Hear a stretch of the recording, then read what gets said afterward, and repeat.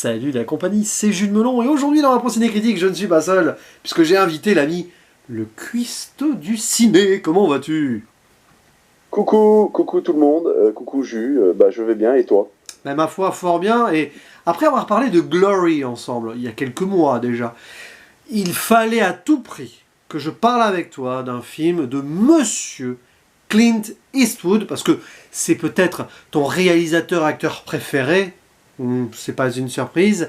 Et alors on est allé choisir pas forcément le plus connu, sorti en 1980, quelque part entre Josie Wells et Pay Rider.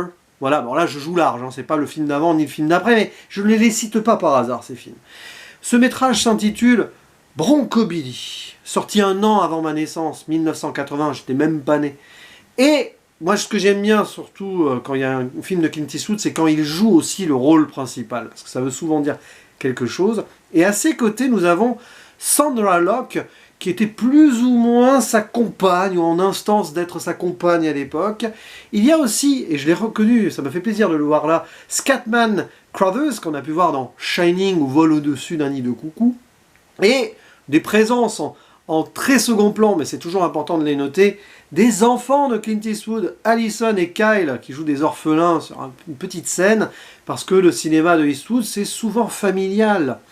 Et alors, il ne s'agit pas d'un western, sauf que c'est presque construit comme un western, c'est un petit peu ça la force du film. Il s'agit d'une, on va dire, comédie dramatique d'aventure, c'est un peu vague ce que je dis, qui va raconter l'histoire donc de Bronco Billy. Mais qui est Bronco Billy? C'est le propriétaire d'un cirque ambulant où il lance des couteaux, c'est un petit peu le monsieur loyal, etc. Mais surtout Bronco Billy, au-delà d'être ce proprio, c'est quelqu'un qui, on va dire, vit dans une forme de nostalgie, dans un rêve. C'est comme une sorte de cow-boy au XXe siècle. À l'époque, probablement dans les années 70, quand le film se déroule. Et alors, ce Bronco Billy, qui a ses idées bien arrêtées, va rencontrer un jour une femme très riche, ou qui va peut-être hériter d'une fortune, qui vient de se faire larguer par son faux mari, c'est un gros bazar, c'est presque drôle comme situation. Et ça tombe bien parce que Bronco Billy cherche son assistante, parfaite. Mais en rencontrant cette dame, qui s'appelle Antoinette Lily, ou Miss Lily, eh bien, c'est plus qu'une assistante qu'il va trouver. Il va trouver du répondant, mais aussi peut-être une potentielle histoire d'amour. Et forcément, entre les deux, ça va clasher, ils vont vivre pas mal d'aventures. Et c'est une sorte de road movie aussi, puisque en tant que cirque ambulant, on franchit les frontières de divers États. Et si je t'ai convoqué ici, convié plutôt, pour en parler, c'est que je crois savoir, mon cher Christo, que tu aimes beaucoup ce film. Et tu vas nous dire pourquoi. Déjà, je te remercie Jus, parce que encore une fois, tu as bien résumé le film et le contexte dans lequel il a été fait. Oui, j'aime ce film, j'ai une petite affection, parce que déjà quand je l'ai découvert sur une brocante, il y avait des VHS Clint Eastwood, et je vois Bronco Billy avec cette affiche de Clint Eastwood avec un chapeau un peu diamanté et qui tire au flingue au premier plan. Je me dis, bizarre, un autre western qui m'est échappé. Du coup, j'ai regardé, rien à voir avec un western. C'est un western à peu près, on va dire, moderne. C'est une comédie, comme tu le dis, semi-dramatique, on va dire, Oui. avec cette histoire d'un personnage qui désire façonner le monde à sa manière. Et en plus, c'était un domaine, le cirque, dans lequel je n'aurais pas vu Clint Eastwood faire un film dessus, quoi. Donc j'ai vraiment, ça a été une petite claque parce que je m'attendais pas à ça, et en plus ça révèle en moi des envies. Tu sais, quand on est enfant, on a envie d'être un cow-boy, on a envie d'être un Indien, et c'est un peu ce que nous fait rêver un peu Bronco Billy dans ce film-là. Donc voilà pourquoi je l'ai énormément apprécié à l'époque, et je l'ai revu. Je l'ai revu et j'ai toujours pas été, comment dire, Lassé. j'étais encore affecté par le film. Alors, tu vois, moi je le découvre sur le tard, dans ma pérégrination, j'allais dire sans fin, parce qu'il m'en reste encore beaucoup à voir, de la filmographie du monsieur, et j'ai été profondément touché par l'idée derrière le film dans le sens où, en fait, pour moi, de ce que j'ai vu, et pourtant, il a fait beaucoup de films à sa personne, Clint Eastwood, c'est le plus eastwoodien de ses métrages. Il y a quelque chose, tu as presque une forme d'autobiographie indirecte. Alors évidemment, Eastwood, c'est pas un tenancier de cirque et tout, mais c'est aussi un homme de spectacle qui donne des représentations. Et c'est ce qu'il fait là. Alors il a choisi ce personnage qui va de ville en ville et qui n'arrive pas à s'installer, qui ne peut pas, on va dire, se faire à l'idée de vivre dans cette société moderne, qui refuse une certaine modernité, ou une Amérique qu'il ne reconnaît plus trop, et qui décide de vivre un rêve de gamin, parce que voilà, le personnage de Bronco Billy, c'est un gamin encore qui est cow-boy et qui a voulu être cow-boy, et ben il a décidé de l'être. Et Clint Eastwood, il a décidé aussi d'en faire qu'à sa tête, de vivre son rêve à travers Hollywood, et je pense que ce film, alors tu l'as dit en off, je révèle un petit peu le poteau rose, tu m'as dit que c'était peut-être l'un de ses préférés, mais c'est pas étonnant, puisque il est vraiment façonné à son image. C'est presque un ego trip, le film en soi, mais avec un peu d'autodérision aussi.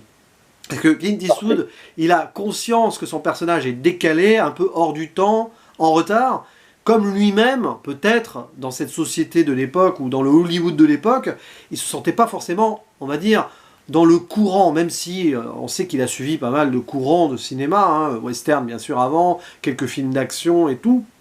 Mais là, tu as l'impression qu'il se pose avec un postulat. Regardez Bronco Billy, c'est un peu moi, je vis ma vie comme je veux, certes, voilà, je suis un petit peu insouciant, un peu macho aussi, hein, ça, forcément, il y a des trucs qui ne passeraient plus aujourd'hui. Au moment, il claque quand même les fesses de l'assistante, là, qui se laisse pas faire, cependant, en retour. C'est ça qui est bien avec le cinéma de Eastwood, il y a des trucs qui sont un petit peu... qui peuvent être tendancieux sur le papier. Mais derrière, il y a du répondant. C'est ça qui est fort. Et voilà, ce film, c'est un peu un ovni, tout en étant le plus imaginablement classique qu'on pourrait justement se faire dans notre esprit d'un film qui pourrait être eastwoodien. Il y a presque un peu de parodie par moment.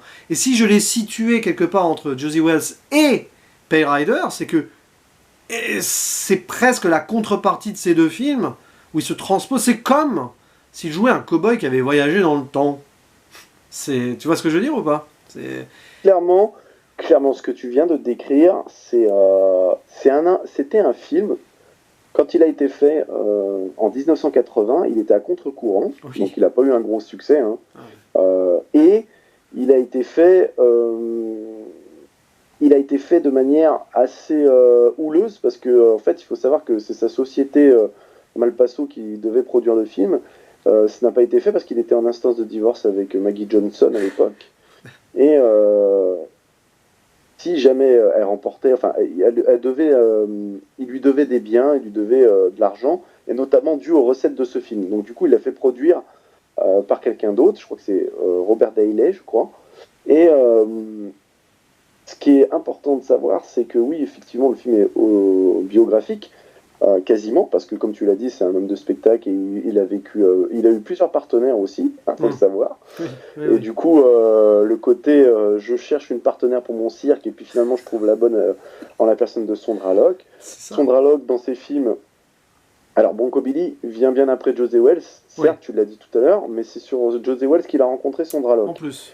Et après il a fait une multitude de films avec elle, dont D'où Durée Dingue et Ça va cogner, qui sont quasiment dans la même ambiance que Bronco Billy, alors que c'est pas lui qui l'a forcément réalisé. Mais c'est assez surprenant de sa part de sortir un film de cette mesure-là quant aux standards de l'époque. À l'époque, dans les années 80, ça commençait à devenir beaucoup plus fun. Dans 1 an ou 2 ans, on allait avoir The Thing aussi, on allait avoir des E.T., on allait avoir du Spielberg, on allait avoir du George Lucas. Et là, on a Clint Eastwood qui sort comme ça.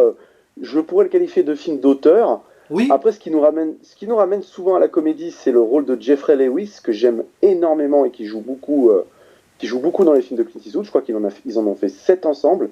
Jeffrey Lewis, qui est le père de Juliette Lewis.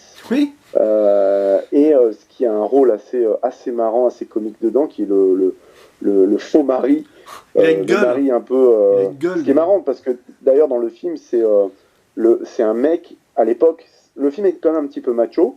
Oui. Mais à contre-courant quand même, parce que c'est le personnage de Jeffrey Lewis, il cherche à avoir une fille avec un capital assez important pour être comment dire, dans le confort, alors que plutôt qu'à l'époque, tu vois, on aurait une tendance à dire que c'est plutôt les femmes qui cherchent euh, tu vois, une personnalité riche pour être dans le confort. Là, c'était déjà à contre-courant, tu vois. Mais Et pour la d'ailleurs, petite info, Sondra Locke a quand même été nommée au Razzie Award à l'époque. oh, c'est Et je dur. pense, et c'est dur, et c'est pas pour rien. Parce que je pense, comme tu l'as dit encore une fois, Clint Eastwood, et ça serait long, on pourrait en parler pendant des heures, mais Clint Eastwood avait quelque chose de très libertarien, ça je te l'ai dit en Oui. off. Ah bah oui, oui, bien Et sûr. en gros, ce que tu as dit sur Hollywood, c'est juste. Clint Ah, Eastwood a toujours été un petit peu en bataille avec Hollywood, tout en étant conforme, tu vois, c'est ça un petit peu la contradiction du bonhomme, c'est qu'il arrive à faire des films qui sont universels, tout en disant, oui, enfin, je vais te le dire grossièrement, mais vous m'emmerdez, l'État, enfin le Hollywood, je fais ce que je veux, je fais ce que j'ai envie. Et du coup, c'est ce qu'on peut apercevoir déjà dans le personnage de Bronco Billy. bah, Et ça, tu l'as très bien décrit. de toute façon, il y a ça, il y a cette idée aussi de, alors entre guillemets, hein, c'était mieux avant, ou se souvenir, cette nostalgie d'un certain temps avec ce personnage qui est là pour vivre un rêve de gosse et faire rêver les gamins. J'aime bien le contact qu'il a avec les gosses aussi. Qui, Ah ouais, c'est d'ailleurs, génial. il se fantasme un petit peu, il soude là-dessus, en imaginant que des enfants des années 80 qui aient encore le rêve d'avoir des cow-boys comme héros. Bon, ça passait encore début 80, mais on sent qu'il y a un petit peu de dérision là-dessus, parce que la jeunesse de l'époque pensait plus trop aux cow-boys, je pense, dans les années 80. Hein. C'était plutôt les sportifs, pas encore les super-héros, quoique si, il y avait du Superman déjà et tout, hein, à cette époque. Il y a Et, ça. Et puis, c'est marrant parce que tu parlais aussi alors, des films que je n'ai pas vus. Ça va cogner, etc. Là. Parce qu'il faudra que je les vois. Il y a le côté comique. oui, alors en fait, Comic country, c'est ça que tu voulais dire un peu, non? voilà, c'est pour rappeler, en fait, moi je le considère un peu comme le dernier opus d'une trilogie d'où du Redingue ça va cogner, C'est ça. se passe dans l'Amérique assez profonde, l'Amérique terroir, tu sais, nous on a notre terroir avec les balmusettes, et ben eux ils avaient la même chose, mais que c'était country music, tu vois. Mm. Et Bronco Billy emprunte ça, et après, derrière, il fait Honky Tonk Man. Donc, tu vois, C'est ça. ça veut vraiment dire C'est qu'il ça. était dans cette mouvance, dans ce mood. Je veux rappeler aussi aux gens que je suis une personne simple, que je ne suis pas forcément qu'une superstar, et que je suis capable d'incarner des personnages prolétaires. Ouais, puis Et alors, je pense que, voilà, à ce niveau-là, je pense qu'Eastwood avait conscience de sa popularité et était capable de dire aussi au public, je suis encore un des vôtres, je suis avec vous, je ne suis pas qu'une superstar. et puis c'est vrai Et qu'on c'est ce peut. qu'il a incarné pratiquement tout le temps, hein, de Ah toute façon. oui, Hein. il a toujours été un peu à la marge, mais quand même avec ce charisme qui peut étouffer justement les modèles que la société imposait peut-être à droite et à gauche. Et alors ce qui est intéressant, c'est qu'il y a un discours très politique sur l'Amérique qu'on va développer après en zone spoiler, mais ne serait-ce que le microcosme qu'il a créé dans son cirque, avec des descendants de Geronimo par exemple, enfin soi-disant, avec, on le sent aussi, quelqu'un qui a souffert, qui a perdu un membre, je crois que celui qui a une main, voilà.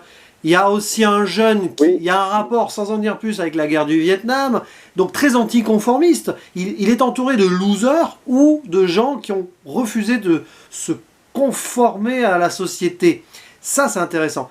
et, C'est ça, autour de lui, Eastwood, ah bah, il réunit oui, les outcasts, on va dire ça il comme a ça. le. Eh ben voilà, tu fais le lien avec Josie Wells. Oui, Tu fais le lien avec Josie Wells où il construit une famille malgré lui, c'est ça. avec des rebuts, entre guillemets, des rebuts de la société. Et c'est là aussi que le film me plaît, parce que moi, en fait, pour mon petit parcours personnel, je suis très, comment dire, euh, j'essaie d'être en marge par rapport à ce qui est conforme, tu vois. Hmm. Et j'aime beaucoup la rébellion, mais attention, pas la rébellion chaotique. J'aime cette forme de rébellion un peu intelligente, tu vois. Avec effectivement, là, t'as tout le monde. T'as de l'Amérindien avec bon, évidemment, c'est le domaine du spectacle, donc il y a aussi où on est capable de mentir au public pour leur faire croire, sûr. comme tu dis, descendant de Geronimo, j'y crois pas trop non plus, avec le gars qui fait comment dire, le spectacle avec ses serpents. Oui, et puis il y a Petite Source à côté, le Il se fait- personnage Petite Source qui aura une importance sur la fin aussi. Enfin, c'est, Oui, oui, oui, et puis tous ces rebuts, le petit jeune qui, lui, aurait autre chose à faire que d'être dans un cirque, ouais. et chacun a leur histoire, parce que ce qui est bien aussi dans ce film, c'est que il laisse la place aux autres, et c'est un truc qu'il va faire après par la suite. Il va vraiment laisser la place aux acteurs, et ce qui leur permettra d'être récompensés plusieurs fois sur pas mal de films. Mais il va laisser la place un peu à ce cirque itinérant. Et pour être honnête, si un jour j'étais réal, je pense qu'un jour je ferais le même genre de film, tu vois, ce côté. Moi j'aime beaucoup déjà le cirque, Ouais. et c'est un truc qui m'attire. Alors je sais pas, j'ai pas jamais vu le plus grand chapiteau du monde avec John Wayne, mais je pense que c'est un petit peu son plus grand chapiteau du monde. Je sais pas si tu l'as déjà vu. Non, mais je crois que l'ami Cédric, alias Passion du comédien présente, connaît bien ce film. Voilà. Petite dédicace au passage, parce que je sais qu'il écoutera cette vidéo. De toute façon, ah oui, oui, je pense qu'il va et puis il va la commenter. Et on l'embrasse d'ailleurs. Mais voilà, moi ce que j'ai à dire sur ce film, et là on rentre pas en zone spoiler, On va pas tarder. c'est que le côté comment dire, très famille, comme tu dis, commence à partir de Bronco Billy. En tout cas, ça va cogner du durée dingue, et José Wells amorce un peu ça. Oui. Et après, direct, on bascule avec Bronco Billy, et ensuite on a pratiquement que des films collégiales, j'ai envie de te dire, tout en gardant bien sûr le charisme eastwoodien toujours au devant de la scène. Ça, c'est clair et net. Hein. Vu l'ego du bonhomme et vu le charisme qu'il a, il n'aurait pas laissé non plus trop de temps d'écran aux autres. Mais on retrouve Bill McKinney, donc qui joue le crochet, hein, Oui, on va l'appeler comme ça. on l'appelait Captain Crochet en VF, si on veut. Bill McKinney qui joue déjà dans José Wells, qui joue dans d'autres films avec Clint Eastwood. Scatman Crothers, c'est bien d'en avoir parlé aussi. C'est quand même une sacrée figure. Ah oui, Et, c'est un grand second rôle hein, de cette époque du cinéma américain. Et voilà. Et par contre, en musique, je crois qu'il a fait qu'une chanson. Il y a surtout des morceaux de il me semble country. une chanson à son répertoire dans Bronco Billy. Et puis alors, avant de passer à la zone spoiler, deux petites choses. C'est quand même un petit peu dur que Sandra Locke ait eu des nominations pour le Razzie. Parce que bon, oui, elle fait partie du comic relief, mais elle a aussi cette poigne-là. Il y a certains moments, ça va faire penser avant l'heure, du coup. Il me semble, avant l'heure, j'ai un doute, oui. Ah non, si, je ne sais plus. Non, avant l'heure, au personnage de Kate Capshaw dans Indiana Jones, ce temple maudit. Tu vois ce que je veux dire? C'est quasiment la même période, c'est-à-dire que Ouais, oui, c'est la période c'est ça, c'est quelques années avant. 81, je crois. Alors 81, c'est le premier Indiana Jones, donc ça va être 84 ou Mais 83. Kate ouais, voilà, le temple maudit, je crois que c'est par là. 83 3 ou 4. ou 82. Ouais. Je sais C'est vrai qu'il y a un côté Kate 82. Capshaw, du coup, c'est marrant. Et puis alors À quel niveau, ouais, niveau il te fait penser au dans le personnage de Kate Capshaw caractère, elle se laisse pas faire, justement. Puis en plus, femme qui vient d'un milieu un peu aisé, qui essaye de s'affirmer au-delà de ce côté capitaliste, qui est très critiqué dans le film, avec la belle-mère, là, l'associé de la belle-mère, c'est cynique. Oh combien, là on voit bien Oui, que Eastwood il débecte complètement ce milieu-là. Mais ça fait presque caricature, mais ça marche puisqu'on est dans une forme de comédie. Et puis alors, autre chose avant la zone spoiler quand même, rapidement, la réal, c'est pas un film de réal. Après, Eastwood il a jamais été, on va dire, le metteur en scène ultime non plus, même s'il a énormément apporté sur certains films. Mais il y a quand même des moments, on n'est pas loin de John Ford, hein, ne serait-ce que le début avec le générique. On voit quand même qu'il rend hommage, voilà. Même si c'est très beau plan d'ailleurs. Ah, oui. Alors il faut savoir qu'à l'époque, ces plans en hélicoptère, c'était ses ouvertures de films. Hein. Tu les vois dans l'épreuve de force, tu les vois dans les Dirty Harry. Même dans son premier. Les plans en arrivée sur hélicoptère, généralement pour montrer aussi le gigantisme des villes. Et là, en l'occurrence, c'était justement uniquement un chapiteau avec une voiture qui arrive, une chanson country, un soleil couchant. Magnifique, j'adore ça. On est sur On est Ça, sur c'est quelque du chose jeu de de très forme. fordien, ouais. Ouais. Effectivement. Alors, petite zone spoiler quand même, rapidement, pour commenter la fin et la résolution. Donc, spoiler, moi ce que j'aime bien, alors, c'est que justement, il essaye de survivre avec son cirque. Bon, l'histoire d'amour, romance qu'il va prendre avec Antoinette, c'est pas une surprise. À un moment, le film patauge un petit peu quand ils sont dans cette prison pour les gens qui sont considérés comme fous. Bon, c'est là où on retrouve le mari par hasard. Allez, à la rigueur, c'est un petit peu la facilité là. Mais par contre, cette histoire de chapiteau qui brûle, comme les rêves envolés, qui va être refait, et ça c'est purement du Eastwood, ce chapiteau qui est reconstruit avec des pièces rapiécées, rapportées de drapeaux américains, comme s'il voulait refonder l'Amérique à sa propre façon. C'est presque cette image-là que je retiens sur le final, au-delà des retrouvailles, Antoinette s'en va, puis elle revient, ça c'est un petit peu, c'est secondaire. Mais l'idée de refaire le rêve américain à sa sauce un petit peu, avec des pièces rapportées. Tu trouves pas le message assez génial et très eastwoodien justement à ce niveau-là? C'est juste, ce qui est encore plus juste, c'est que il veut façonner, comme je te l'ai dit, assez libertarien, Eastwood. Il veut vraiment. Je pense que c'est un cri du cœur, Bronco Billy. Ah oui. Tu sais, il sera réévalué, on en reparlera plus tard, mais je pense qu'un jour il sera réévalué quand malheureusement le bonhomme va décéder. Tout le monde va se jeter sur sa filmographie. Et D'ailleurs, en revoyant petite parenthèse, j'ai toujours peur, vu qu'il y a un âge très avancé, qu'on n'a pas trop de nouvelles en ce moment, que quand on enregistre une vidéo comme ça, entre-temps, avant qu'elle publie, on ait un malheur, donc je croise les doigts. C'est horrible. Mais bon, croisons les doigts. Écoute, tu vois, j'ai un live prévu Eastwood, et je me suis dit, putain, ça sent... Non, mais... Je sais pas pourquoi, mais j'espère que je vais pas lui porter malheur. Non, c'est vrai qu'il y a plus de projets en cours, là. Cry Macho, probablement, sera son dernier film, mais bon, ça, parenthèse refermée. Hein. Mais oui, comme tu disais, oui, ce film va avoir une importance dans sa carrière a posteriori, ça c'est sûr et certain.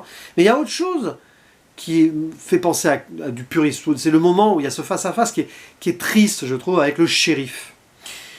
Où le shérif le ridiculise. Et il se plie à l'autorité juste pour sauver donc son jeune compagnon qui a déserté la guerre du Vietnam, qui a fait un acte fort contre le gouvernement, et c'est plus fort que son ego. Ça, j'ai trouvé ça très beau. Et ça montre aussi, comme quoi, Eastwood, il n'était pas très pro-guerre du Vietnam, trop pro-gouvernement aussi.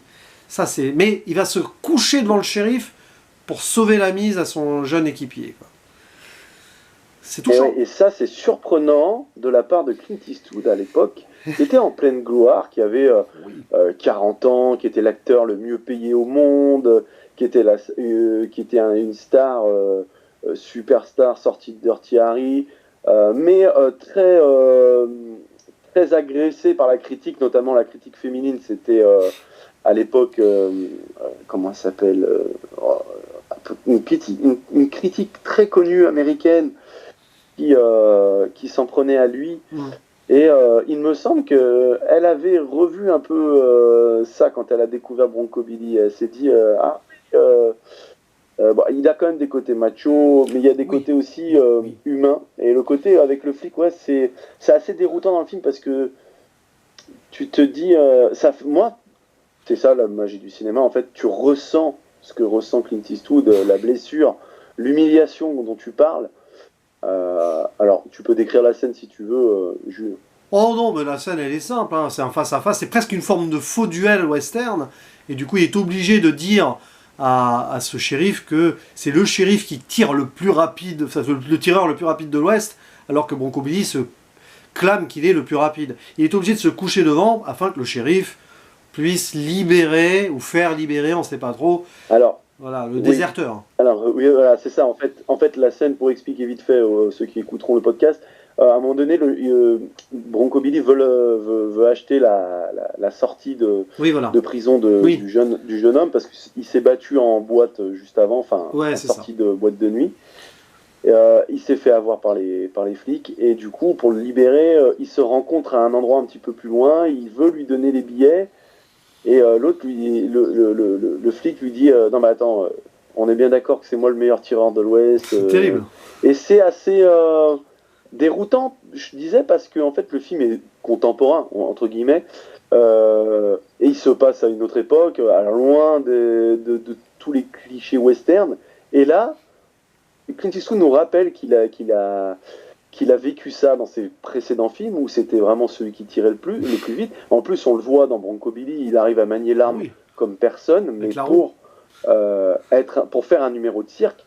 Et là, il se rabaisse lui-même, alors que tu t'attends, dans cette scène, moi je m'attendais la première fois que je l'ai vu, j'ai dit, il va le flinguer, et ça va partir en cacahuète. À la limite, ça aurait été marrant qu'il fasse ce genre de choses, mais ça aurait encore montré une fois, la puissance eastwoodienne, alors que là, au contraire, il rabaisse encore une fois son personnage. C'est ça le fort de Clint Eastwood, c'est qu'à chaque instant de sa carrière, il a réussi à